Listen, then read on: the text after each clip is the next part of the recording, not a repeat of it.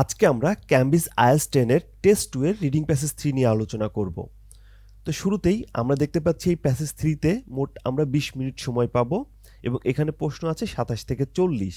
আর আমাদের এই প্যাসেজটির টাইটেল হচ্ছে museums of fine art and their public, অর্থাৎ ফাইন আর্ট মিউজিয়াম সম্পর্কে বলা আছে এবং এখানে যারা আসলে পাবলিক বা যারা আসলে ভিজিটর্স তাদের সম্পর্কেই কিছু না কিছু বলা আছে। তো প্যারা যদি আমরা দেখি তাহলে হচ্ছে ফার্স্টে para one of the most famous work, এরপরে হাউ এভার বিপরীতধর্মী কোনো কথা বললো মোনালিসা সম্পর্কে, এরপরে 3 নম্বরে it has always been possible, okay. 4-এ যেটি বললো but despite an implicit recognition, 5-এ বললো one limitation is related to the way, limitation সম্পর্কে বলেছে 5-এ। 6 বললো কনসিকুয়েন্টলি এটার লিমিটেশনের ফলাফল, আর 7-এ বললো the display of art museum, display of art museum. Okay, মোটামুটি এই হচ্ছে আমাদের প্যারা। তো এখন আমরা আমাদের প্রশ্নগুলো দেখার চেষ্টা করব। 27 থেকে 31 আমাদের এসেছে হচ্ছে ফিল ইন দ্য ব্ল্যাঙ্কস, 32 থেকে 35 এসেছে হচ্ছে এমসিকিউ, এরপরে আমরা 36 থেকে 40 পাচ্ছি ইয়েস নো নট গিভেন, যেটি সবচেয়ে ইজি হয়ে থাকে। তবে এখানে দেখেন আমাদের এই ইয়েস নো নট গিভেনে আসলে কোনো ক্লু দেওয়া নেই। তো যখন এরকম ক্লু দেওয়া থাকবে না তখন আসলে ইয়েস নো নট গিভেন খুঁজে পাওয়াটাও বেশ টাফ হয়ে যাবে। সো আমার মনে হয় যে আমরা ফিল ইন দ্য ব্ল্যাঙ্কস থেকে শুরু করতে পারি। সো আর কথা না বাড়িয়ে চলুন আমরা শুরু করি, লেট আস স্টার্ট। এখানে আমাদের কিওয়ার্ড হচ্ছে museum, original work of art হতে পারে, মিউজিয়াম পেলাম আবার, original manuscript of Nobel, because, এটি খুব ইম্পর্টেন্ট কারণ বিকজ দিয়ে যে কোনো কিছু শুরু হয়, availability of novels has dependent on, আবার বিকজ আছে, এটার পরে আবার নতুন কিছু শুরু হয় with novel the dash are the most important thing, okay. এরপরে রয়েছে হাউএভার, হাউএভার দিয়ে বিপরীতধর্মী কোনো কথা শুরু করলো, কি হিস্টোরিক্যাল টাইম, অতীতে চলে গেল, লিওনার্দোর সময়ে যখন Leonardo were happy to instruct two produce copy of their work and this day, and খুব ইম্পর্টেন্ট দিস ডে, অর্থাৎ ওই সময়ে, অতীতের ওই সময়ে new method of reproduction allow excellent replication of surface relief features as well as খুব important এরপরে রয়েছে কালার অ্যান্ড সামথিং। এরপরে আমরা যদি আরেকটু নিচে আসি, এই আমি কিন্তু আপনাদের বলি এই বিকজ অ্যাজ ওয়েল অ্যাজ এগুলো কিন্তু আমাদের কিওয়ার্ড না, এগুলো হচ্ছে আমাদের নতুন একটা সেন্টেন্সে যাওয়ার আগে এগুলো দিয়ে এরা যুক্ত করে, অর্থাৎ দুইটা পৃথক সেন্টেন্সকে দেখা যাচ্ছে অ্যাজ ওয়েল অ্যাজ দিয়ে যুক্ত করেছে। সো এই বিষয়টাও আমাদের মাথায় রাখতে হবে। It is regrettable that museum still promote, এখানে আবার নেগেটিভ কথা, superiority of original work of art, okay, since this may not be interest of the dash। So অনেকগুলো কিওয়ার্ড পেলাম। তো ফার্স্টে museum, original work of art আর manuscript of novel, এটা দিয়ে শুরু করব। আর এটা যেহেতু প্যাসেজের শুরুতেই, প্রশ্নের শুরুতেই আছে, সো আমরা আশা করছি প্যাসেজের শুরুতেই পাবো museum, manuscript of Nobel, original work, museum, manuscript of Nobel, original work, museum, manuscript of Nobel, original work, museum পেলাম, ম্যানুস্ক্রিপ্ট পেলাম,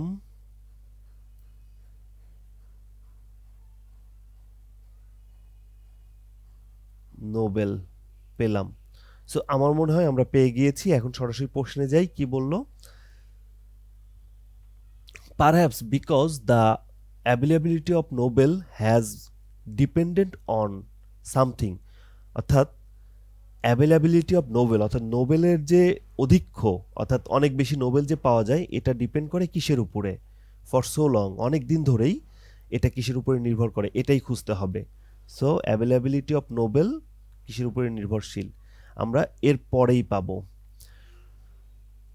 this might be explained by the fact that novel has evolve precisely, দেখেন এখানে বললো Nobel has evolve, বিকশিত হয়েছে precisely, অর্থাৎ নোবেলের availability ব্যাপক হয়েছে, বিকজ কেন, the technological development that made it possible to print out huge number of texts. তার মানে ডিপেন্ড করে কিসের উপরে, নোবেলের অ্যাভেলেবিলিটি, আচ্ছা the availability of novel has dependent on, কিসের উপরে নির্ভরশীল, নোবেলের অ্যাভেলেবিলিটি ডিপেন্ডেন্ট অন, আমার তো মনে হয় print out huge number of text, এই যে huge number of text print out করা হচ্ছে এইটার উপরই নোবেলের অ্যাভেলেবিলিটি ডিপেন্ড করে, কারণ এই প্রিন্ট বেশি করার ফলে নোবেলটাও আসলে বেশি পরিমাণে ছড়িয়ে গিয়েছে। তো প্যাসেজে দেখি print out huge number of text আছে কিনা। Institution, public, size, reader, picture frame, underline idea, paint, mass production, mechanical process, artist, basic technology, assistant. Mechanical প্রসেসের কারণে কি print out huge number of text, print out huge number of text মানে অনেক পরিমাণে text print out হচ্ছে, এটা কি কোনো মেকানিক্যাল প্রসেস নাকি মাস প্রোডাকশন? আমার তো মনে হয় মাস প্রোডাকশন, তাহলে আর কথা না বাড়িয়ে মাস প্রোডাকশন আমি দিয়ে দিলাম। এরপরে because with novel the dash are the most important thing, যেহেতু আচ্ছা so long, and also because with novel the dash are the most important thing, with novel the dash are the most important thing, দেখি with novel the dash are the most important thing, এখানে আমাদের keyword হচ্ছে with novel important things, খুব tough, খুব tough.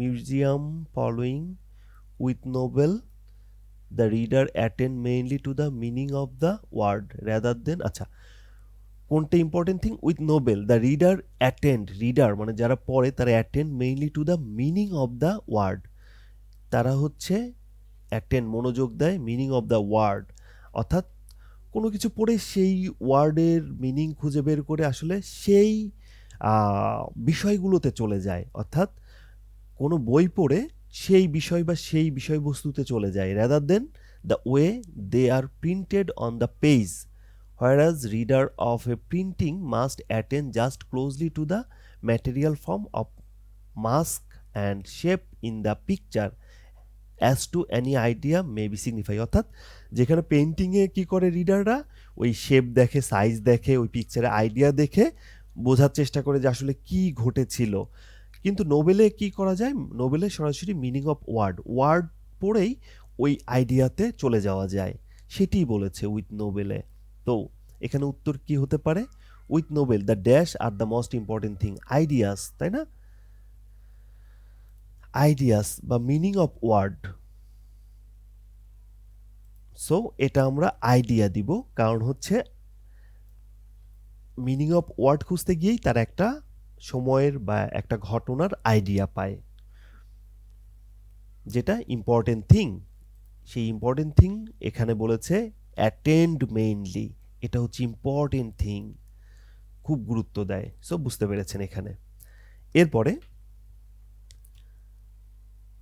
এরপরে আমাদের এটা হলো 28 হলো। 29 নম্বরে however historical time Leonardo happy to instruct, historical টাইমটা আসবে happy to instruct Leonardo. Okay, historical time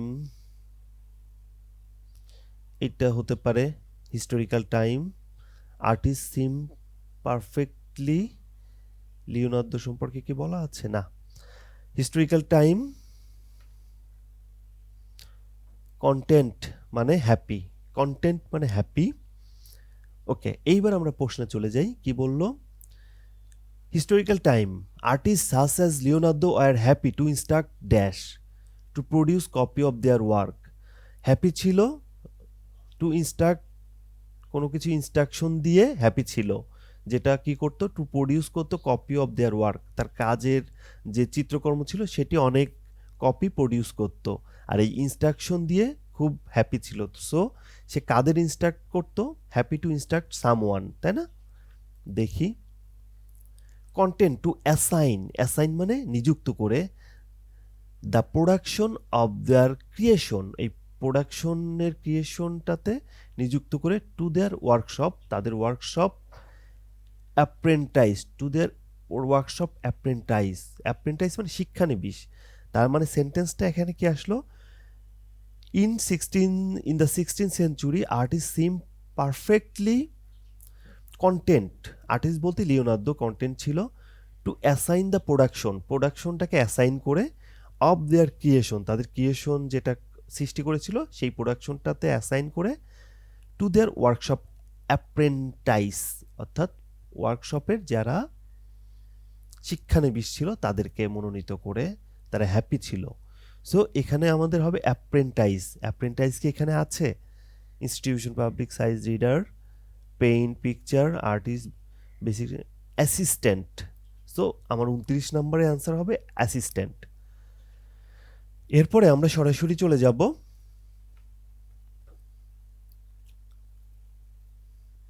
this day reproduction as well as colour and dash.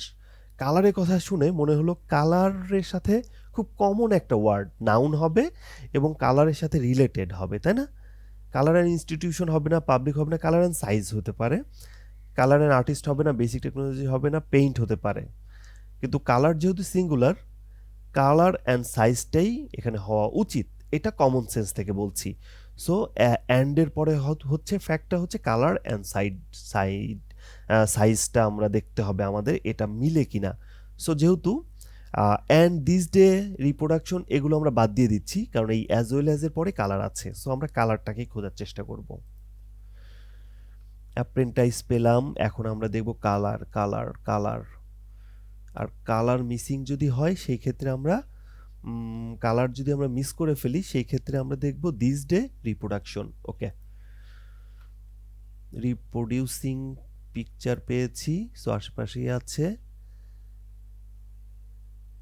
Production আবার পেলাম, কালার, কালার পেয়ে গিয়েছি। এখন এখানে বললো as well as colour and dash allow excellent replication of surface relief features, মানে উপরিভাগের খুব সুন্দর একটা ফিচার্স থাকতে হবে, অ্যাজ ওয়েল অ্যাজ কালার এবং ড্যাশ হতে হবে। সো এখানে colour value and even with duplication of surface relief of the painting, এটি তো আগেই বলেছে। So exactly the original scale, made exactly the original scale with faithful colour. তার মানে অরিজিনাল স্কেল মানেই হচ্ছে সাইজ, স্কেল মানেই size. So colour and size আমাদের এটি ম্যাচ হয়ে গেল। এরপরে এটি আবার ভিন্ন ধর্মী কথা বলেছে এখানে, regrettable superiority of original work of art, interest of the dash, man museum still promote the superiority of original work নিয়েই আসলে তারা এখনো পড়ে আছে, তারা এখনো ওই ডুপ্লিকেট আর্টগুলো রাখে না, তাই তো। This may be in the interest of, since this may not be in the interest of that.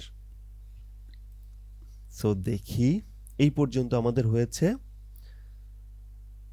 এই যে নেগেটিভিটি দেখেন, এইখানে কিন্তু নেগেটিভিটি আসলো, এখানেও বাট, ডেসপাইট, এই যে নেগেটিভিটি।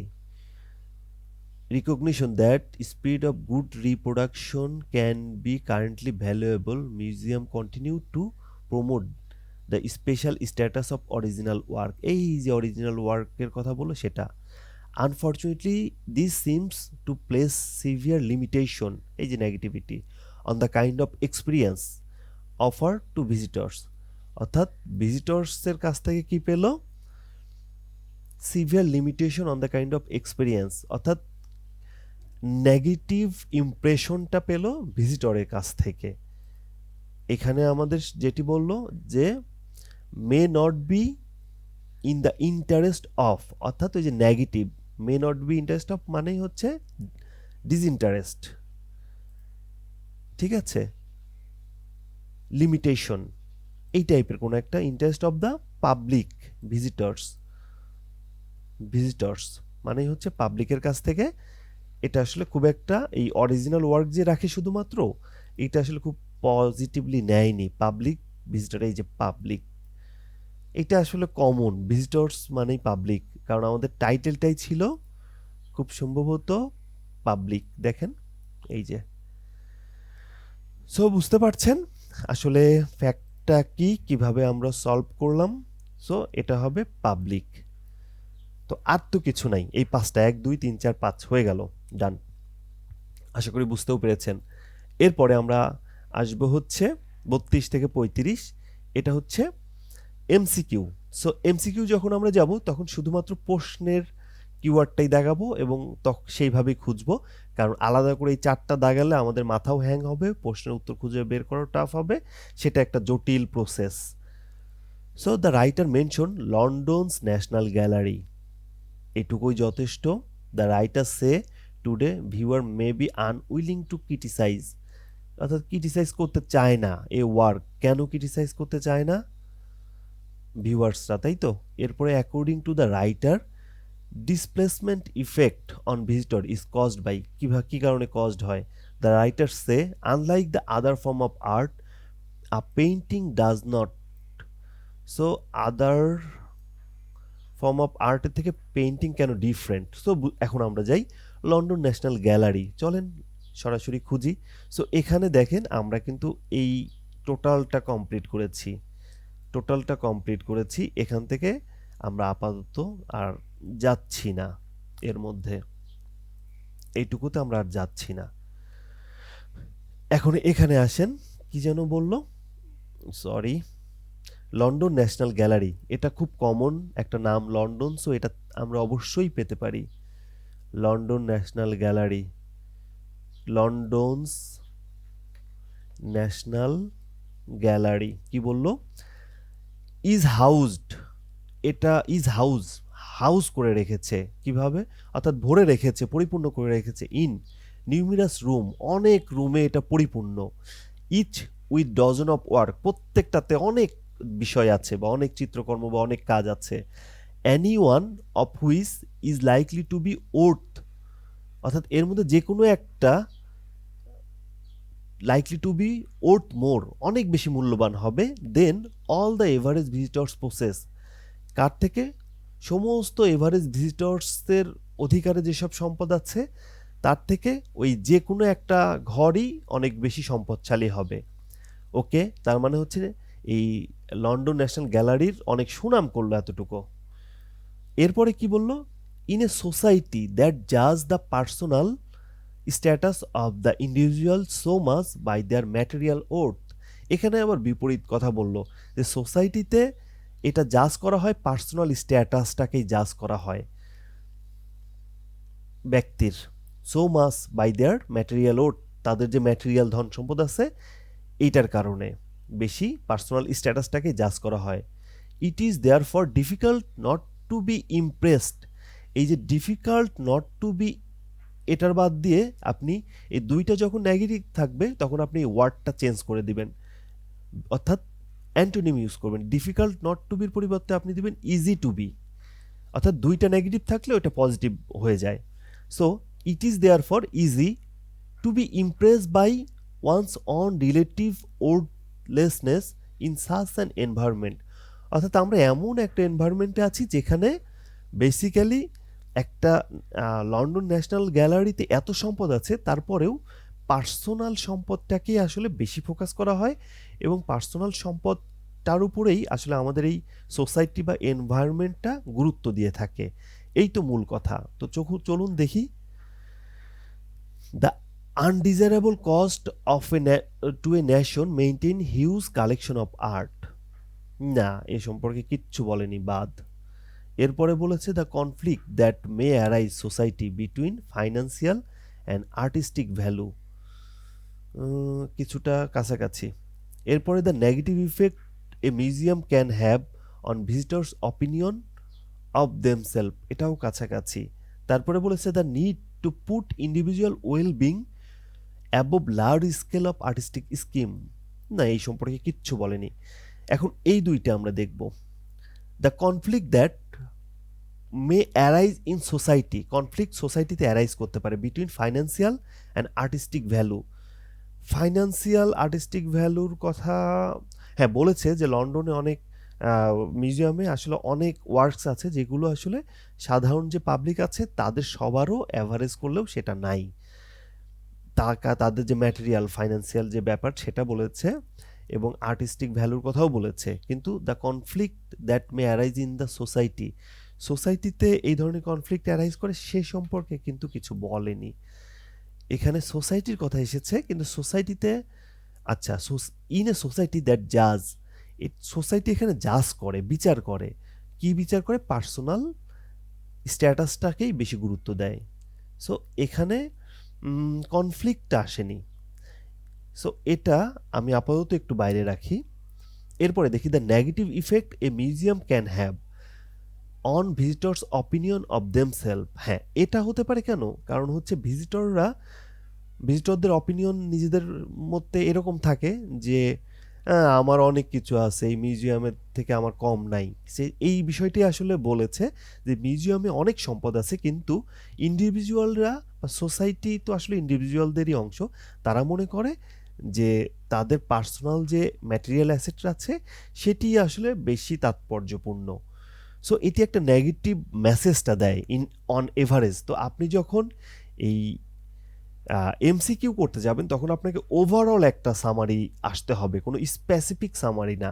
সো এখানে ওভারঅল আসলে একটা টু দ্য নেগেটিভিটি ছড়াচ্ছে। তার মানে দেখেন the writer mention London national gallery to illustrate the negative effect a museum can have on visitors opinion of themselves. So বুঝতে পারছেন কেন এটা হবে। এরপরে আনউইলিং টু ক্রিটিসাইজ, ভিউয়াররা কেন ক্রিটিসাইজ করতে চায় না। সো আমরা এই পর্যন্ত এসেছিলাম, এবার ভিউয়াররা কেন ক্রিটিসাইজ করতে চায় না ক্রিটিসাইজটা দেখব। The writer say that viewers may be unwilling to criticize at work because criticise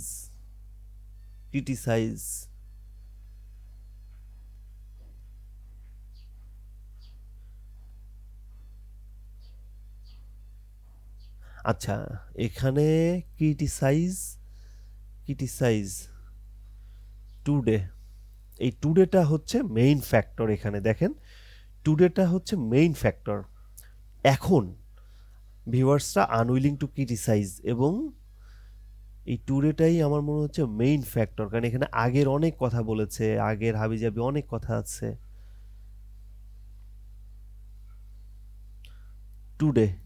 today's viewer is ডিটার্ড, বিরত থাকে, বা টুডেজ ভিউয়ার ইজ ডিটার্ড, বিরত রাখা হয় from trying to extend that spontaneous immediate self-reliant kind of reading which would originally have met the work.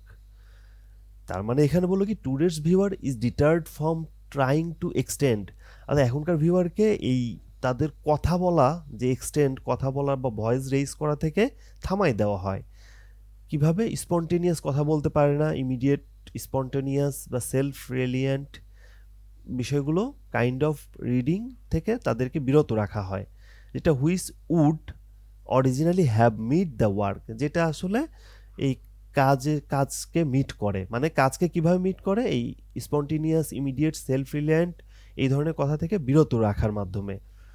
So এটি বেশ প্যাঁচায় বলেছে যে এখনকার ভিউয়ারদেরকে কথা বলা থেকে, স্পন্টেনিয়াস ইমিডিয়েট এবং সেলফ রিলিয়েন্ট কথা বলা থেকে বিরত রাখা হয়, অর্থাৎ ডিটার্ড করা হয়, বাধা দেওয়া হয়, যেটা আসলে অরিজিনাল কাজের সাথে মিট করে। সো প্যাসেজে আমরা দেখি the variety of work on display, এইটা the lack of knowledge needed to support an opinion, false.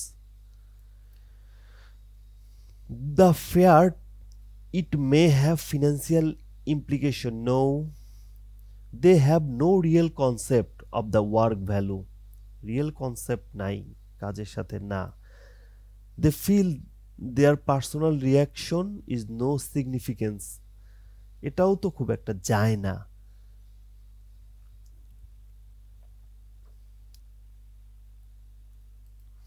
আচ্ছা,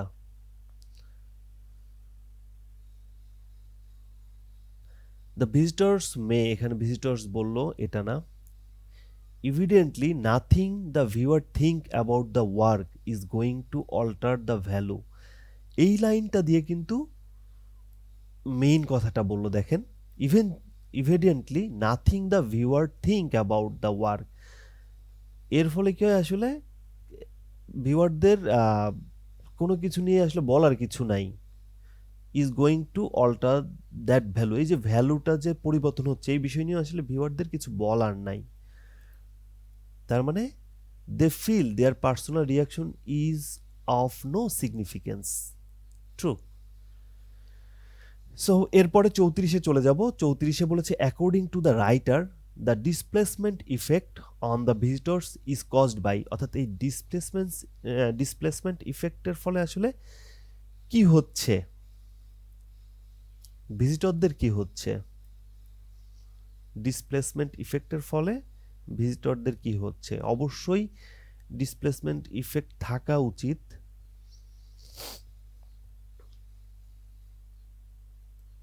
displacement effect, okay, this displacement effect is further heightened by the sheer volume of exhibit। অর্থাৎ এই displacement বলতেই আমরা বুঝি যে প্লেসমেন্টটাকে change করা, rearrange করা, একটা জিনিস আরেকটা জায়গাতে রাখা, এরকম করে একটা ব্যাপার। তো এই জিনিসটা কি করছে, হাইটেন, আরও বেশি উচ্চতায় নিয়ে যাচ্ছে, বাই দ্য শেয়ার ভলিউম, আরও বেশি পার্সেন্টেজ বাড়িয়ে, অফ এক্সিবিট, অর্থাৎ প্রদর্শনীটার পার্সেন্টেজ আরও উচ্চতায় নিয়ে যাচ্ছে এই ডিসপ্লেসমেন্ট ইফেক্ট। তারপরে কি বললো, in the case of major collection, major কালেকশনের ক্ষেত্রে কি হচ্ছে, there are probably more work on display, তারা কি করে ডিসপ্লে করে অনেক কাজ, then we could realistically view in a week or even month, অর্থাৎ আমরা সপ্তাহ বা মাসে যা দেখি তার থেকে অনেক বেশি কাজ ওরা ডিসপ্লে করে, অর্থাৎ নতুন নতুন কাজ ডিসপ্লে করে, অ্যারেঞ্জ করে। সেই তো মনে হয় বুঝতে পেরেছি। এখানে কি বললো, the variety of work on display and the way they arrange, হতে পারে, কারণ ডিসপ্লেসমেন্ট মানে তো rearrange, the impossibility of viewing particular work of art over a long period, এই সম্পর্কে কিচ্ছু বলেনি। The similar nature of the printing, কিচ্ছু বলেনি। Lack of great work, the inappropriate nature individual works বলেনি। সো নর্মালি বোঝা যাচ্ছে এটাই হবে, এখানে আসলে আর কোনো কনফিউশনই নাই। তো তারপরেও যাদের কনফিউশন তাদের আমি আর একটু ক্লিয়ার করি। The variety of work on display, বিভিন্ন ধরনের ওয়ার্ক ডিসপ্লে করছে, যেটা প্যাসেজেই পাইলাম, এবং and the way they are arrange, এবং সেই ওয়েতে তারা অ্যারেঞ্জ করছে। More work on display, display করছে, অ্যারেঞ্জের কথা এখানে কিন্তু পাইনি, কিন্তু এই যে ডিসপ্লেসমেন্ট করতে গেলেই আসলে আপনাকে অ্যারেঞ্জ করতে হবে। সো আর কথা না বাড়িয়ে 34-এর এ, এরপরে the writer say that unlike other form of art a painting doesn't, অর্থাৎ পেইন্টিং সম্পর্কে বলা আছে কোথায়, এটা আমাদের কিওয়ার্ড, অর্থাৎ অন্যান্য ফর্ম অফ আর্টের মতো না, পেইন্টিংয়ে কি বিশেষত্ব আছে, বা পেইন্টিং ডাজন্ট কোনটা নাই যেটা অন্যান্য আর্টে আছে। Painting painting painting painting painting painting painting, আচ্ছা, a fundamental difference between painting and other art form is that there is no prescribe time, পেইন্টিংয়ে কোনো প্রেসক্রাইব টাইম নাই, যেটা অন্যান্য আর্টে আছে, তাই তো। Over which painting is view, আচ্ছা, যতক্ষণ খুশি পেইন্টিং দেখতেই আছে, কোনো টাইম টেবিল নাই।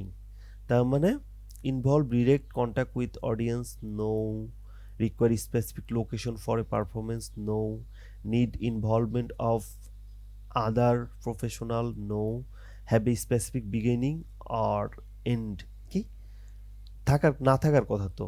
ও আচ্ছা, এখানে এ পেইন্টিং ডাজন্ট হ্যাভ, নাই, স্পেসিফিক বিগিনিং এবং এন্ডিং নাই। সো আমরা অ্যান্সার পেয়ে গিয়েছি। সো আমাদের 32 থেকে 35 হলো, আর মাত্র 5টা আছে। So yes, no, not given আমরা এখন এটা দেখে ফেলবো। তার আগে আমরা কিওয়ার্ডগুলো একটু দেখানোর চেষ্টা করি, যদিও এখানে কিওয়ার্ড বলতে আসলে কিছু নাই। আর্ট হিস্ট্রি, শুরুতেই আর্ট হিস্ট্রি একটা কিওয়ার্ড হতে পারে। Should focus on discovering the meaning হতে পারে, discovering the meaning of art, discover করা কিসের, the meaning of art using a range of media. তার মানে এখানে মূল কথা বললো যে আর্ট হিস্ট্রি শুড ফোকাস, অর্থাৎ ফোকাস করা উচিত আর্টের মিনিংটা আবিষ্কার করা, কি কি মাধ্যমে, বিভিন্ন ধরনের মিডিয়া, সংবাদপত্র হোক, রেডিও হোক, প্রেস মিডিয়া হোক, যে কোনো মিডিয়ার মাধ্যমে আর্ট হিস্ট্রি শুড ফোকাস করা উচিত কি, দ্য মিনিং অফ আর্টটাকে ফোকাস করা উচিত, তাই তো। শুড ফোকাস মানে এখনো ফোকাস করেনি। তো চলুন দেখে আসি। তো দেখে আসার আগে আমরা যে যে কাজ করেছি, এই প্যাসেজগুলো যে যে জায়গা থেকে উত্তর পেয়েছি সেগুলো কেটে দিলাম, কেটে দিয়ে আমরা নতুন প্যাসেজে চলে যাব। সো নতুন প্যাসেজ যাওয়ার আগে আরেকবার একটু দেখে আসি। Art story, meaning of art, range of media. এখানে থাকার সম্ভাবনা তো কম,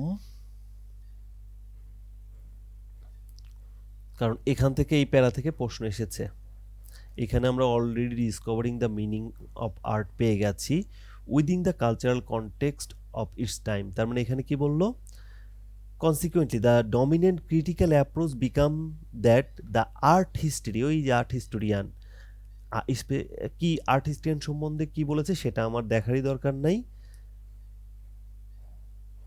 তারপর আর্ট হিস্টোরিয়ান, আচ্ছা, এই স্পেশালাইজ একাডেমিক অ্যাপ্রোচ, আর্ট হিস্টোরিয়ানের একটা স্পেশালাইজ একাডেমিক অ্যাপ্রোচ যেটা ডিভোটেড টু, নিয়োজিত থাকে ডিসকভারিং দ্য মিনিং অফ আর্টের সাথে within the cultural context of its time, অর্থাৎ within the cultural context, cultural যে কনটেক্সটগুলো থাকে সেই সময়ের, তার সাথে একটা নিয়োজিত থাকে। আর্ট হিস্টোরিয়ানটা হচ্ছে ডিসকভারিং দ্য মিনিংয়ের সাথে ডিভোটেড থাকে, তাই তো। কিন্তু এখানে কোন ওয়েতে নিয়োজিত থাকে সেই সম্পর্কে আসলে কিচ্ছু বলা নাই, মিডিয়া বা হাবিজাবি যাই থাকুক সেটা নাই। This is in perfect harmony with museum function since the approach dedicated to seeking out the conserving authentic original reading of the exhibit, অর্থাৎ এখানে মিডিয়ার কথা বলাই নাই, তার মানে আমি এটা সরাসরি এনজি দিয়ে দিব, নট গিভেন, হয়ে গেল। এরপরে the approach of art historian conflict with the art museum, conflict with that of মানে the approach of art museum, অর্থাৎ আর্ট হিস্ট্রির সাথে আর্ট মিউজিয়ামের কনফ্লিক্ট। কিন্তু আমি তো প্যাসেজে এইমাত্র পেলাম যে হারমোনি, কোথায় পেলাম, কোথায় যেন পেলাম, এই যে দিস ইজ পারফেক্ট হারমোনি, মিল, হারমোনি, একই রকম অবস্থা, একই তালে চলে মিউজিয়াম ফাংশন। দিস বলতে এই আর্ট হিস্টোরিয়ান আর মিউজিয়াম ফাংশন একই তালে চলে, তার মানে আর্ট হিস্টোরিয়ান আর মিউজিয়াম কনফ্লিক্ট করে, সো এটা নো হবে, নো। এরপরে people should encourage to give there opinion openly on work of art, people should encourage, should be encourage করা উচিত, অর্থাৎ এখনো পিপলরা ওপেনলি অপিনিয়ন দেয় না, এই জন্য তাদের এনকারেজ করতে হবে ওপেনলি অপিনিয়ন দেওয়ার ওয়ার্ক অফ আর্টের বিষয়ে। তো চলুন দেখে নেই যে তাদের আসলে উচিত কিনা।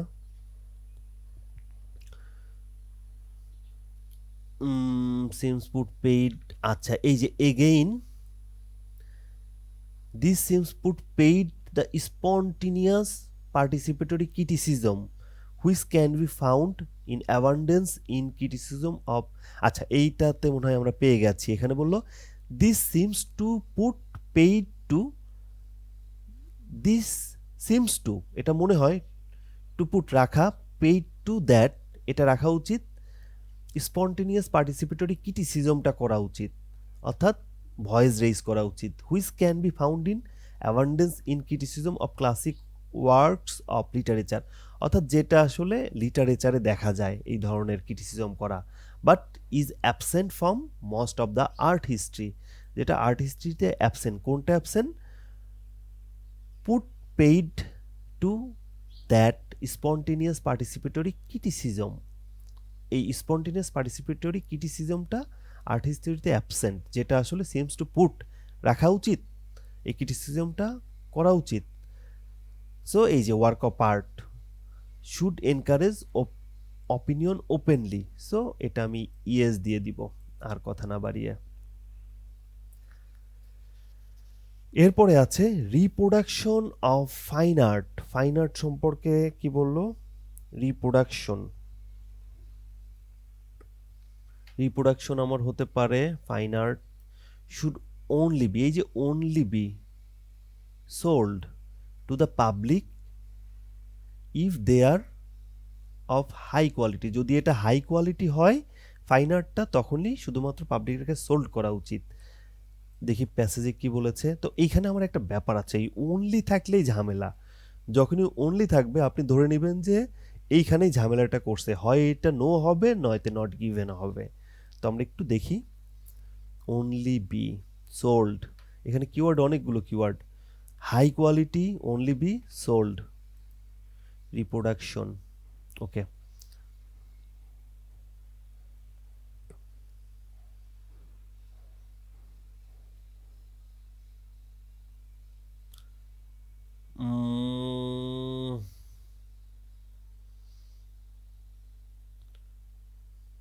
রিপ্রোডাকশন কই, হাই কোয়ালিটি কই, সোল্ড কই, কনফিডেন্স, হাই ফিডিলিটি, রিপ্রোডাকশন পেয়েছি। সো দেখি, if appropriate work of fine art could be rendered, এই রেন্ডার্ড মানে হচ্ছে এক্সচেঞ্জ করা বা দেওয়া। If appropriate work of fine art could be, যদি দেওয়া হয় permanently accessible to the public, যেটা পাবলিককে যদি দেওয়া হয়, কত জটিল ভাষায় বলছে। If appropriate works of fine art could be rendered permanently, যেটা accessible to the public by means of high fidelity and production, as literature and music already are, public may feel somewhat less in awe of them. এখানে যেটি বললো, এখানে বললো only be sold, শুধুমাত্র বিক্রি করা উচিত হাই কোয়ালিটি, অন্য কোনো কোয়ালিটির লো কোয়ালিটি বিক্রি করা উচিত না। কিন্তু এখানে বলেছে rendered permanently accessible to the public of high fidelity reproduction. এখানে হাই কোয়ালিটি সম্পর্কে কিচ্ছু বলেনি। ফিডেলিটি মানে সততা, এটা আমি নট গিভেন দিয়ে দিব, এটা আর কোনো অপশনই নেই এখানে নট গিভেন ছাড়া। সো এটা নট গিভেন হয়ে গেল। এরপরে in the future those with power, in the future those with power. আচ্ছা, ইন দ্য ফিউচার দোজ কাদের কথা বলা হচ্ছে?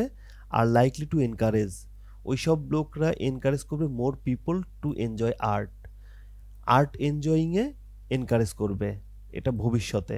সো দেখি, ওইসব পিপল বলতে যাদের পাওয়ার আছে বা যারা আসলে এটা কন্ট্রোল করে। Unfortunately that may be too much to ask, এটা অনেক বেশি হয়ে যায় চাওয়া, from those who seek maintain and control, অর্থাৎ যাদের পাওয়ার আছে, যারা মেইনটেইন এবং কন্ট্রোল করে দ্য আর্ট ইস্টাবলিশমেন্ট। তার মানে যারা চিত্রশিল্পী, চিত্রকর বা ওই প্রোডাকশন রিলেটেড কাজে থাকে, তাদের কাছ থেকে এইটা চাওয়াটা আসলে খুব বেশি হয়ে যায়, যে তারা এখন এই বিষয়গুলো মেইনটেইন করবে এবং কন্ট্রোল করবে দ্য আর্ট ইস্টাবলিশমেন্টটা। অর্থাৎ এটা শুরুতেই নেগেটিভিটি দিয়েই শুরু হয়েছে, তার মানে এটা আসলে সম্ভব না। In the future those the power are likely to encourage করবে পিপল এনজয় আর্ট, এটা আসলে প্রথমেই বলে দিয়েছে যে সম্ভব না, আনফর্চুনেটলি। সো আর কথা না বাড়িয়ে এটা আমরা নো দিয়ে দিব, যেটা সম্ভবই না প্যাসেজেই বলে দিয়েছে, সেটা আমরা আর দিব না। সো আমাদের মোটামুটি হয়ে গেল। সো আজকে এ পর্যন্তই, পরবর্তীতে নতুন কোনো ভিডিওতে আপনাদের সাথে দেখা হবে। আশা করি ততক্ষণ পর্যন্ত ভালো থাকুন, সুস্থ থাকুন। আসসালামু আলাইকুম।